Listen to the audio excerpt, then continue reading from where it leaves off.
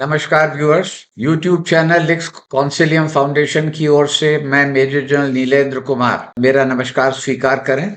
और यहाँ पर प्लेलिस्ट इनसे मिलिए मैं डॉक्टर इंद्रजीत सिंह जी से बात हो रही है। तो आज जी, की हमारी आपकी बातचीत सिर्फ तीसरी कसम पर है और उसमें भी मैं चाहूँगा कि यहाँ पर दर्शकों के लिए तीसरी कसम की जो कास्टिंग थी जी, जी, उसके बारे में आप कुछ प्रकाश डालें, क्योंकि काफी बातचीत होती है कि इसमें कभी महमूद का नाम आ रहा था, कभी सुचित्रा सेन का आ रहा था, वहीदा रहमान, मीना कुमारी का, नूतन का, ये बहुत काफी रहा।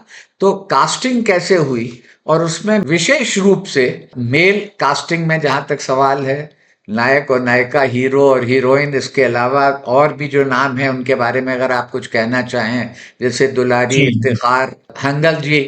तो आज आप सिर्फ बातचीत करेंगे कि इसकी कास्टिंग किस तरह से हुई, उसमें शैलेंद्र जी का शुरू में क्या सोच था और फिर किस कारण वो, यदि नहीं संभव हुआ तो क्या हुआ।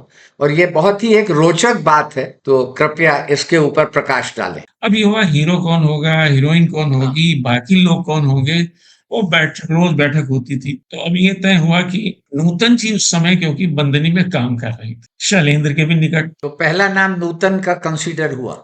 जी, जी, जी, जी। जी। और नूतन जी के पास शैलेंद्र जी और बासु भट्टाचार्य दोनों गए जी। कि भाई हम फ़िल्म बना रहे हैं और आपने बहुत सी फ़िल्मों में काम किया जिसमें मैंने गीत लिखे हैं। उससे पहले भी सीमा एक फ़िल्म उनकी थी, जी।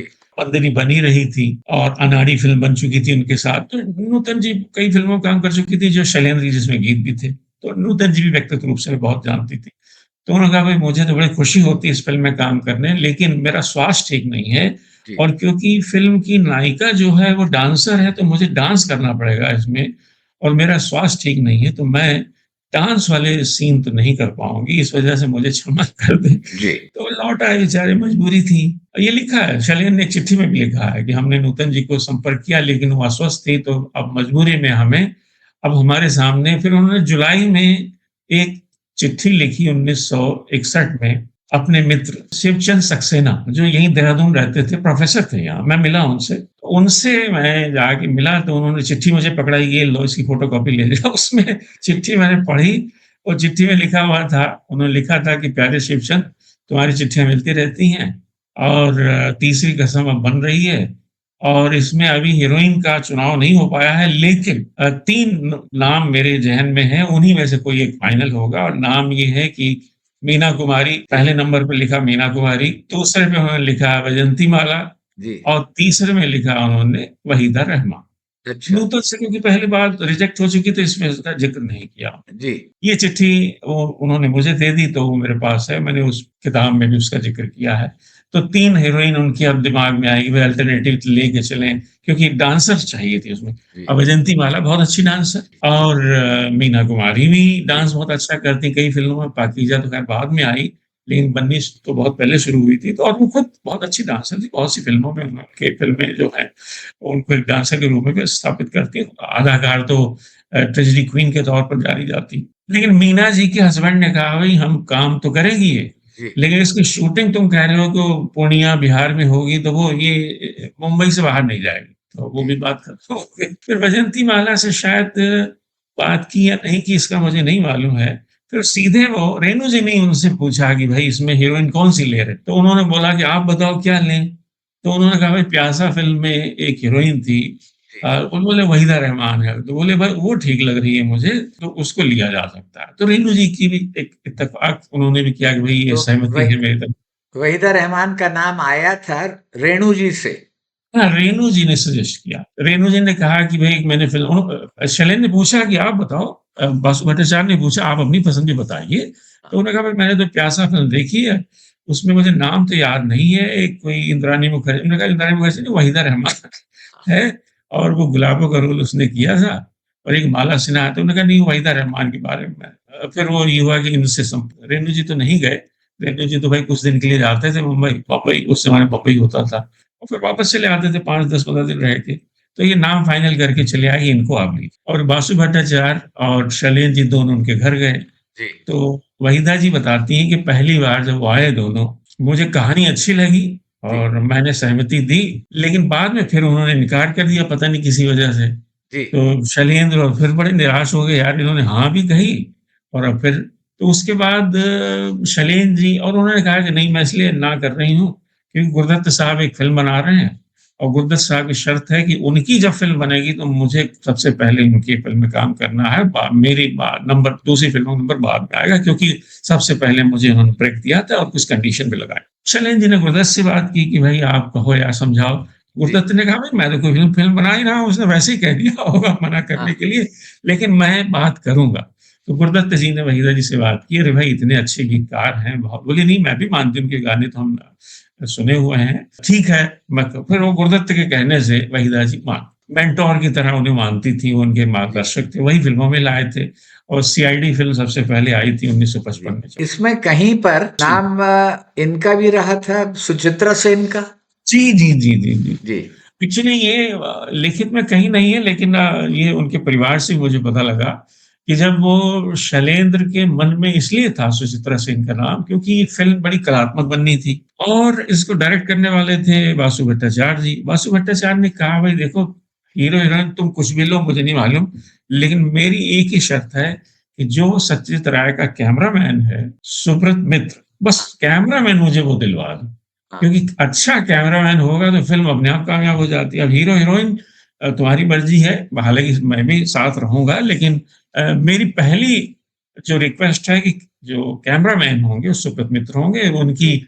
आतिर पंचाली और बहुत सी फ़िल्में जो डायरेक्ट जो की थी सत्यजीत राय ने, उसके कैमरामैन यही थे और बड़े मशहूर कैमरामैन माने जाते थे। तो वो शैलेंद्र ने कहा, "ठीक है भई, वो तो डायरेक्शन आपका है, तो आप जानो, आप उनको बुलाइए।" तो कैमरामैन वही तय हुए और वही पूरी फ़िल्म उन्होंने ही कैमरामैन के तौर पर सारी फ़िल्म को उन्होंने ही शूट किया। अब जब हीरोइन की बात आई, तो वो पहले अपने दोस्त सबसे पहले तो दोस्त को बताने गए राज कपूर साहब को कि, "भाई, मैं अब फ़िल्म बना रहा हूँ।" रेणु जी से बात हो गई, कहानी की स्वीकृति हो गई है और डायरेक्टर मैंने जो है असिस्टेंट डायरेक्टर जो थे विमल राय के, वासु भट्टाचार्य जी, उनको अब तब तक राज कपूर जानते नहीं थे क्योंकि ये उस समय कोई वासु भट्टाचार्य का नाम इसलिए भी नहीं था, कोई फ़िल्म तो आई नहीं थी और असिस्टेंट को तो कोई जानता ही नहीं। तो उन्होंने कहा, "अच्छा ठीक है भाई, जो तुम्हारी मन है।" तो उन्होंने कहा, "भाई क्या" कहानी सुनाई। फिर उन्होंने कहा, "मैं महमूद को सोच रहा हूँ इसमें हीरो लें।" तो राज महमूद। कपूर भी हाँ। आश्चर्यचकित हो गए, "यार इतनी मार्मिक कहानी जो तुम सुना रहे हो और उसमें वो तो कॉमेडियन है और तुम उसको कैसे ले सकते हो?" तो फिर शैलेंद्र ने कहा, "तो फिर मेरी तो मंशा यही है, फिर ये रोल आप अदा करें।" तो राज कपूर ने कहा, "नहीं, मुझे बहुत खुशी होगी, लेकिन मेरी एक शर्त है, मैं पैसा लूँगा, पूरा पैसा लूँगा, एडवांस लूँगा। सारी सारी जो इंस्टॉलमेंट एडवांस देनी पड़ेगी।" तो शैलेंद्र बताते हैं कि शैलेंद्र का चेहरा मुरझा गया, "यार हमारा दोस्त है ये राज कपूर, बड़ा ही हमारा बॉस भी है," क्योंकि वो एम्प्लॉयी थे शैलेंद्र तो। और ₹500 हर महीने उनको सैलरी मिलती थी, गानों का भी अलग मिलता था। वो खुश होके पुरस्कार बहुत देते थे, कभी घड़ी दे दी, कभी सोने का सिक्का दे दिया, वो देते रहते थे राज कपूर साहब। लेकिन सैलरी थे साहब, ये सारे एम्प्लॉयी थे तो सैलरी मिलती थी उनको ₹500 महीने। उन्होंने कहा यार ये तो हमारे इतने अच्छे दोस्त हैं और ये कह रहा है सारे पैसे और वो भी एक किस्त। फिर बोले वो जान गए कि भाई शैलेंद्र परेशान हो रहे हैं। तो उन्होंने कहा नहीं, निकालो ₹1 सारा टोटल एडवांस ₹1 तो मतलब पूरा पेमेंट ₹1। तो वो शैलेंद्र के बड़े अच्छे मित्र थे, उस नाते फिर ₹1 बताते लिया और बहुत शैलेंद्र को बहुत मदद भी की उन्होंने। जब बाद में फ़िल्म नहीं रिलीज़ हो पा रही तो राज कपूर ने मदद भी की। जी। हालाँकि बहुत से लोग उससे नाराज़गी भी ज़ाहिर करते हैं कि राज कपूर ने बहुत कोऑपरेट ऐसा नहीं है। शैलेंद्र के कई चिट्ठियों में लिखा हुआ है कि मुझे इस दलदल से निकालने में राज कपूर का बड़ा हाथ है कि जब फ़िल्म रिलीज़ नहीं हो रही थी तो राज कपूर की हैसियत थी बड़ी क्योंकि शैलेंद्र भाई बाज़ार में तो बड़े-बड़े डिस्ट्रीब्यूटर को तो नहीं बना सकते थे, लेकिन राज कपूर बड़ा एक ग्रेट एक एक्टर होने के साथ-साथ एक बड़ा नाम भी था, डायरेक्टर का, प्रोड्यूसर का, उस वजह से डिस्ट्रीब्यूटर भी थोड़ा बहुत मानते थे उनकी बातों को, झुकते भी थे। हालाँकि वो खुद भी नुकसान उठा चुके थे, जागते रहो। उसके बाद उन्होंने ये भी कहा कि मैं सुचित्रा सेन को हीरोइन के लिए सोच रहा हूँ। राज कपूर ने थोड़ा-सा मज़ाक में कहते हैं, हालाँकि उनकी बेटी बता रही थी ये बात जी। कि अगर तुम उनको लोगे सुचित्रा जी को, तो इसमें हीरामन की ये जो पीठ में गुदगुदी लगती है, तो मेरी पीठ में गुदगुदी नहीं लगेगी। तो कुछ इशारा सा कर दिया उन्होंने कि आप किसी और को लीजिए। तो ख़ैर फाइनली फिर वहीदा जी, हालाँकि सुचित्रा सेन बहुत बड़ी कलाकार हैं बहुत और बड़ा हम नाम था। एवं करते हैं, लेकिन ये भी एक कहानियाँ हैं। उनकी बेटी ने मुझे बात बताई थी शैलेंद्र जी की कि ये बात सच है कि सुचित्रा सेन का भी नाम आया था, महमूद साहब का भी नाम आया था। लेकिन फाइनली फिर राज कपूर साहब एग्री हुए और फाइनली जो है हीरामन का रोल राज कपूर ने किया और हीराबाई का रोल जो है वो वहीदा जी ने किया। हाँ, म्यूजिक डायरेक्टर पहले से ही तय थे, वो शंकर जयकिशन, क्योंकि वो तो मित्र मंडली थी आपस में, और और हसन किसी साहब भी। कास्टिंग में और किसी का आप उल्लेख करना चाहेंगे? जी, इसमें एक जो बड़ी बात मैं बताना चाहता हूँ कि जो फ़िल्म की कहानी है, इसमें तीसरी कसम, इसमें 3 कस्में लेता है। पहली कसम वो तब लेता है जब वो चोरी-चकारी का माल जो है वो बैलगाड़ी में लादता है। अब वो क्योंकि चोरी-चकारी का माल है, पुलिस वाले उसे धर लेते हैं। जी। तो जैसे ही पुलिस वाले, एक्चुअली बैलगाड़ियाँ कई होती, इसकी भी एक गाड़ी होती है। सब चोरी का माल लाइन से गा बैलगाड़ियाँ जा रही होती हैं। एक बैलगाड़ी पीछे इसकी भी होती है। तो अब वो थानेदार पकड़ लेता है सारे पुलिस वालों पुलिस जितनी ये बैलगाड़ी वाले को, और वहाँ ये होता है कि कहाँ लेके जा रहे हो, ये सब तुम ब्लैकमेलिंग वाला काम कर रहे हो, काला धंधा कर रहे हो, सब ये मालिक भी बंद होगा और ये गाड़ी वहाँ लेके जा रहे हो वो भी बंद होंगे। तो जी। राज कपूर जब सुनता है तो बिल्कुल उसकी जान सूख जाती है। तो हीरामन जब राज कपूर जो बने हुए हैं, तुरंत अपने बैलों को बैलगाड़ी से खोल देते हैं, बैलगाड़ी वहीं छोड़ देते हैं, क्योंकि वो तो माल से लदी हुई है। जी। और अपने बैलों को लेके वो, अपना जंगल होता है, रात का समय होता है, अपने बैलों के साथ भाग खड़े हो और घर पहुँचते हैं बड़े भागते-भागते। वो घर आकर कहते हैं कि भाई अब मैं कसम खाते हैं कि अब जो है मैं चोर चोरी-चकारी का माल बैलगाड़ी पे नहीं लादूँगा। और जी। बैलगाड़ी तो वहीं जब्त हो गई थी। लेकिन क्योंकि रात का माहौल था, किसी ने देखा नहीं ज़्यादा कि भाई कौन गाड़ीवान है, वो भाग गए, वो सफल हो गए। दूसरी कसम फिर वो खाते हैं, क्योंकि बैलगाड़ी है, कुछ ना कुछ माल लादना है, सवारियाँ हैं। उस अगली बार क्या करते हैं कि बाँस लादते। बाँस की विशेषता क्या होती है कि जितना साइज़ बैलगाड़ी का है, उससे उतना ही साइज़ बैलगाड़ी के आगे बाँस बाहर होते हैं, उतने ही साइज़ बैलगाड़ी के पीछे होते हैं। वो क्या हुआ है कि जब वो लेके जा रहे थे, तो आगे से एक तांगा आ रहा था। तो बाँस जो थे, वो तांगे वाले के उससे टकरा गए और सवारियों को चोट लग गई, और तांगे वाले ने उनकी जम करके पिटाई की जी। हीरामन की। तब वो फिर कसम खाता है कि खाओ कसम, अपने बैलों से कहता है, अब हम कभी भी बाँस की लदनी नहीं करेंगे, बाँस को हम ट्रांसपोर्ट नहीं करेंगे। और तीसरी कसम जो आखिरी है, वो वही प्राण है उसका। तीसरी बार क्या करता है कि वो स्टेशन पर इंतज़ार कर रहा है, और हीराबाई जो एक कंपनी में काम करती हैं, नाचने वाली हैं, डांसर हैं, मतलब नौटंकी में काम करती हैं। उस ज़माने में नौटंकी बड़ी चलती थी, तो नौटंकी लगभग बंद ही हो गई है। गुलाब बाई तो एक बहुत बड़ी नौटंकी की नायिका थी, और उनको तो पद्मश्री भी मिला हुआ है इसी कला के लिए। तो अल्टीमेटली जब वो स्टेशन से एक उनके साथ बंदा उतरता है, सीएस दुबे थे वो, बिरजू उसमें नाम है, तो वो हीराबाई को बैलगाड़ी में बैठा देते हैं। उसमें राजपुर वहाँ उस समय थे नहीं, तो वो कहते तुम बैठो तो मैं ढूंढता हूँ कौन गाड़ीवान है। वो गाड़ीवान को बुलाते हैं, तो कहते हैं भाई देखो, इसमें मेले में जाना है और यहाँ से करीब जो भी कितनी दूरी होगी, बोला वो तो करीब लगभग 20-25 कोस है। बोला कितना लोगे, तो चार्जेस बताता है साहब 30 रुपए लूंगा। तो कहता ये लो 5 रुपए एडवांस और लेके चल। तो बोला मैं पहले बता दूं, बांस की लदली नहीं करूंगा, बांस नहीं लेके जाऊंगा, और चोरी चकारी का माल है तो भी नहीं। बोला अरे मूर्ख आदमी, इसमें औरत बैठी हुई, जनाना सवारी है बैठी हुई है, लेके जा। फिर वो खुद ट्रेन से पहुंच जाता है और ये इनको बैलगाड़ी से भेजता है, और शायद इस वजह से भी लेके जाता है कि वो चोरी छुपे जाना चाह रही थी नायिका जो थी ये वहीदा रहमान, क्योंकि वो कंपनी, जिस कंपनी में काम करती थी, उनको अलाउ नहीं था, तो इसलिए चोरी से बैलगाड़ी से जाती है। ट्रेन से जाएंगे तो हो सकता है पहचाने जाए, तो इसलिए वो मेले में जाते हैं। जी। जो मेन बात कहानी में ये दिखाया गया है कि वो अल्टीमेटली दोनों के बीच एक प्रेम पनपता है, और लेकिन फिर भी वो किसी तरह से वो प्रेम सफल नहीं होता, और हीराबाई उनको बाय बाय करके अपने देश जो जहाँ से आई थी उस कंपनी में लौट जाते हैं। ये कहानी हो, और फिर वो कहता है खाओ कसम, अपने बैलों को कहता है कि अब हम किसी भी कंपनी की बाई को इस बैलगाड़ी में नहीं बिठाएंगे। तीसरी कसम खाता है, लेकिन ये कहानी उतना प्रभाव नहीं डाल पाती है जो तीसरी कसम फिल्म में है। तीसरी कसम में क्या हुआ कि कुछ किरदार नए जोड़े गए, जैसे आपने कहा नए, तो उसमें एक किरदार है ठाकुर विक्रम सिंह का, कहानी में नहीं है, विक्रम सिंह साहब नहीं है। क्योंकि आप ये जानते हैं, जब तक राम और सीता में रावण का किरदार नहीं आता, तो वो रामायण फिर उसमें जो अजब और गजब बनता नहीं। और जब तक कृष्ण के साथ कंस का विध्वंस नहीं होता, तो वो जो एक द्वापर युग में जो कंस का विध्वंस करते हैं, मारते हैं कृष्ण भगवान, तो जब तक खलनायक नहीं होता, खलनायक का अंत नहीं होता, तब तक जो है नायक की महिमा को गुणगान हो नहीं पाता। चाहे जितनी फिल्में बनती हैं, हीरो के सामने एक विलन तो होना ही चाहिए। तो ये विलेन का किरदार जो कहानी में नहीं है, मूल कहानी में, तीसरी कसम अर्थात मारे गए गुलफाम में नहीं, लेकिन रेणु जी की सहमति से, और ये था कि भाई फिल्म बन रही है तो थोड़ा सा कुछ बदलाव किया जाए। तो रेणु जी ने कहा ठीक है, इसमें जोड़ते हैं। पटकथाकार नवीन घोष ने उसमें ठाकुर विक्रम सिंह का किरदार, इफ्तिखार एक हीरो, मतलब एक, इफ्तिखार को जी, चरित्र अभिनेता थे, जी उनको लिया और उन्होंने ठाकुर विक्रम सिंह का रोल किया। उसमें बकायदा विलेन है, ठाकुर है, जमींदार है, लेकिन वो गुलाब बाई पर हीरा बाई पर उनका दिल आ जाता है, और उसको डांस देखने के बाद कहते हैं कि मेरे ऐश गाह में आओ एक रात के लिए। तो वो तब तक वो राज कपूर से प्रेम करना, हीरामन से प्रेम करना शुरू कर देती है, तो वो टालती है कि नहीं, आज नहीं, कल नहीं। अब वो जमाना ऐसा था कि वो पुलिस का राज कम था, ठाकुरों का अच्छा, जमींदारों का राज ज्यादा था, और कानून उतना, वो कहानी जो लिखी गई है तो और पहले की है।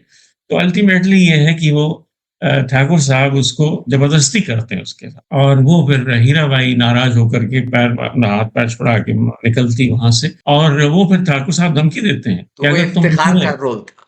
हाँ, कि अगर तुम मेरे काम नहीं आई और मेरे पास नहीं आई, तो ये जो गाड़ीवान पर तुम फिदा हो, मैं उसकी जान ले लूंगा, और तुम्हें कल से मिलेगा नहीं, और पता ही लगेगा तुम्हें, उसको फिकवा दूंगा मार। तो डर जाती बेचारी, और फिर वो अपने प्यार की तिलांजलि देती है। वो सोचती है अगर मैं हीरामन के साथ जाऊंगी तो ठाकुर साहब बदला ले लेंगे, हो सकता है दोनों को मार दें, हो सकता है उसको तो मार ही देंगे। तो इस वजह से वो अपने गांव लौट जाती है, और एक ये नहीं कहती है कि ठाकुर साहब की वजह से जा रही हूँ, लेकिन वो राज कपूर भी समझ तो जाता है कि उसने देखा था एक बार उनको डांट। तो अल्टीमेटली वो अपना राज कपूर को एक शाल भेंट करती है कि मेरी निशानी के तौर पर ये रखो। और जो मेहनताना होता है, यानी जो राज कपूर साहब क्या करते हैं कि अपनी जो बैलगाड़ी से जितनी तनख्वाह होती थी, वो मेले की वजह से उनके पास रखवाते हैं कि हाँ, चोरी चकारी में कुछ लूट ना ले, और बाद में जाते समय ले लूंगा। वो भी पैसे भी लौटाती, तुम्हारे ये पैसे जो मेरे पास थे वो भी लो, और ये शाल मेरी निशानी रखो। फिर बड़े निराश होकर के राज कपूर बेचारे ट्रेन पर बाय बाय करते हैं उसे, और फिर आके बैलों को कहते हैं खाओ कसम की अब किसी कंपनी की बाई को हम गाड़ी में नहीं बिठाए। तो जो मूल की बात है कि कहानी से ज्यादा रोचक जो है, कहानी से ज्यादा दिलचस्प जो इफ्तिखार वाला रोल है, जिसकी वजह से कहानी में वो खलनायक आने की वजह से कहानी और जोरदार हो गई, कहानी और प्रभावशाली हो गई। लेकिन दुर्भाग्य ये रहा कि ये 15 सितंबर 1966 को ये फिल्म रिलीज हुई। प्रीमियर इसका हुआ था दिल्ली में, राज कपूर साहब खुद आए थे। जी डिलाइट शैलेंद्र सिनेमा के में। बाद, जी, दिल्ली में हुआ था प्रीमियर इसका। जी और इसमें क्या हुआ था कि शैलेंद्र नहीं आ पाए थे, जबकि प्रोड्यूसर थे। क्योंकि होता क्या है नियम सर इसमें कि जब फिल्म रिलीज होती है, रिलीज के समय डिस्ट्रीब्यूटर लोग सब एडवांस दे देते हैं, वो उनको पहले फिल्म दिखाई जाती है डिस्ट्रीब्यूटरों को। वो अगर मान लो फिल्म 1 लाख की टोटल है, तो कहते हैं ठीक है भाई 20,000 एडवांस रखो, फिल्म जितनी चलती रहेगी फिर आपको पैसा, लेकिन एडवांस सब देते हैं, कोई 10,000, 20,000, 50,000, 1 लाख, 2 लाख ऐसे एडवांस दिए जाते हैं उस जमाने। अब तो खैर करोड़ों में होता। तो किसी भी डिस्ट्रीब्यूटर ने एडवांस दिया ही नहीं, क्योंकि किसी को फिल्म पसंद नहीं आ रही। सारे जिन डिस्ट्रीब्यूटर्स को फिल्म दिखाई गई, सबने कहा भाई हमारे पसंद की फिल्म नहीं है, हमारे जो कस्टमर फिल्मों में आते हैं थिएटर में वो देख नहीं पाएंगे, या तो इसमें बदलाव करो। आप हीराबाई और हीरामन, राज कपूर वहीदा रहमान का मिलन करा दो। तो शैलेंद्र बोले तो संभव नहीं है, बासु भट्टाचार्य बोले संभव नहीं है। तो उन्होंने कहा भाई अगर बहुत, राज कपूर ने भी कहा यार मिलवा ही दो, क्योंकि फिल्म कहीं फ्लॉप हो जाए तो मेरी बदनामी होगी, और तुम एक पैसा जो तुमने लगा दिया 20 लाख लगभग, 3 लाख में जो बनने वाली फिल्म थी, बनते बनते 5.5 साल लग गए, और ब्याज चढ़ते चढ़ते तुम्हारे पे जो 19-20 लाख हो गया है। तो अब एक ही तरीका है, इसे मिलवा दो, थोड़ा सुखांत हो जाएगा, तो हो सकता है फिल्म चले। गाने तो अच्छे हैं लेकिन फिल्म का पता कुछ नहीं लगता। जागते रहो फिल्म राज कपूर ने जो प्रोड्यूस की थी, वो बांग्ला में भी प्रोड्यूस की थी और हिंदी में भी, और दुर्भाग्य से दोनों में नहीं चले। गाने खूब चले लेकिन वो फिल्म ने, तो राज कपूर को ये भी दुख था कि कहीं ऐसा ना हो कि फिल्म ना चले और शैलेंद्र बेचारा डूब जाए, मेरा दोस्त जो है उसको नुकसान हो जाए। और भाई फिल्म नहीं चलती है तो हीरो का भी एक प्रतिष्ठा गिरती है, अल्टीमेटली एक कॉमर्शियल वैल्यू हीरो की भी गिरती है। ये भी ये रहता है कहीं ना कहीं बाजार का नियम है। लेकिन शैलेंद्र नहीं मानो, कहा भाई मैं तब मानूंगा जो रेणु जी आकर के कह दें यस मिला दो, क्योंकि भाई कहानी उनकी है, मैं कैसे कह दूं।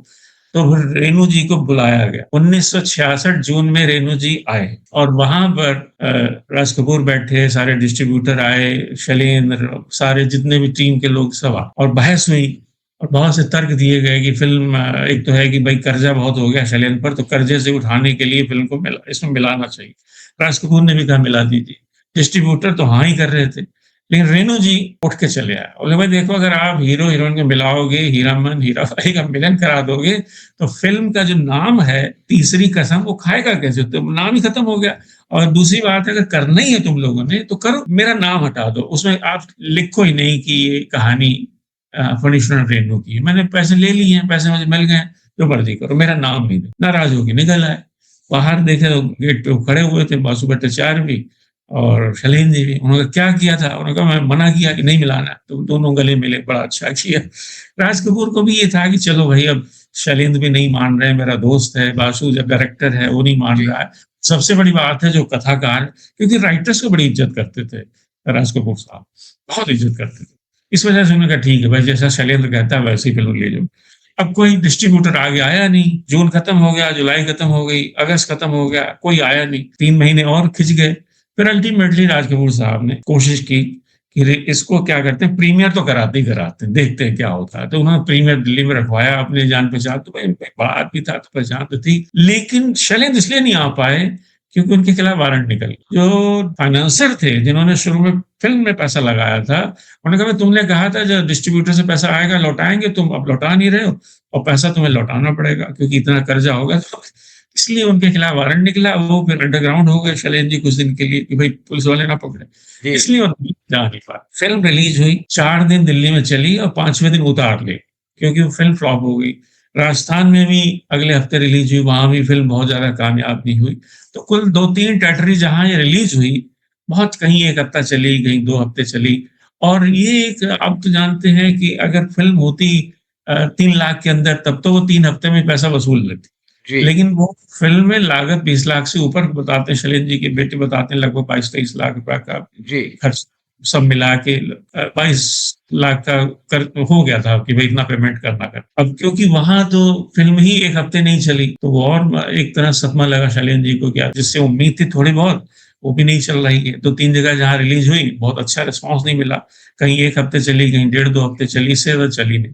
और फिल्म में मैं मानता हूँ जब तक उस जमाने में जब तक फिल्म 9-10 हफ्ते न चले तो लागत नहीं निकलती। जी हाँ और सिल्वर जुबली होती है तो फायदा होता है, गोल्डन जुबली होती है तो बहुत ही फायदा फायदा सुपर फायदा जिसे आप बोलते हैं, एक्स्ट्रा जी एबनॉर्मल। फिल्म से बड़े दुखी हुए शैलेंद्र, हालांकि कभी वो खुश होते थे कि चलो कोई बात नहीं भूल जाए। उनका गाना भी था कि मुड़ मुड़ के ना देख अब मारो गोली की छोड़ो, जो हुआ सो हुआ, आगे देखते क्या करना, गाने लिखूंगा। समझाते थे शंकर जयकिशन, सबने समझाया राज कपूर ने, अब तुम गाने लिखो, फिल्म बनाना छोड़ दो। हालांकि वो उनके शैलेंद्र के बेटे बताते हैं कि उन्होंने फिर कहा कि नहीं मैं फिल्म फिर बनाऊं, ये नहीं चली कोई बात नहीं। लेकिन हालांकि वो हिम्मत तो थी, हौसला था, लेकिन साधन नहीं थे, पहले से इतना कर्जा था।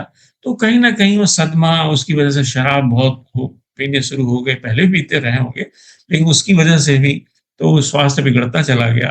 उन्हें इस बात का बड़ा अफसोस था कि जहां मैं रहता हूँ मुंबई में, वही फिल्म रिलीज नहीं हो पा रही। मतलब बाकी जगह तो नहीं हो रही, हमारी जान पहचान नहीं। बॉम्बे जहाँ राज साहब रहते हैं, सारा फिल्मों का गढ़ है, यही हम लोग रिलीज नहीं करा पा रहे हैं, बाकी जगह क्या करें। और उनके जिंदा रहते रिलीज, और जी आखिरकार 14 दिसंबर जी 1966 को वो एक तरह से गुजर गए। बहुत आपने ये बहुत ही दिलचस्प बात बताई, मार्मिक भी है, बहुत ही मार्मिक भी है। और इसी तरह शैलेंद्र जी के जीवन और उनकी उपलब्धियां पर बातचीत चलती रहेगी। और दर्शकों से मेरा अनुरोध है कि आप हमारे साथ बने रहें। नमस्कार। नमस्कार सर, बहुत बहुत आभार सर, बहुत आभार।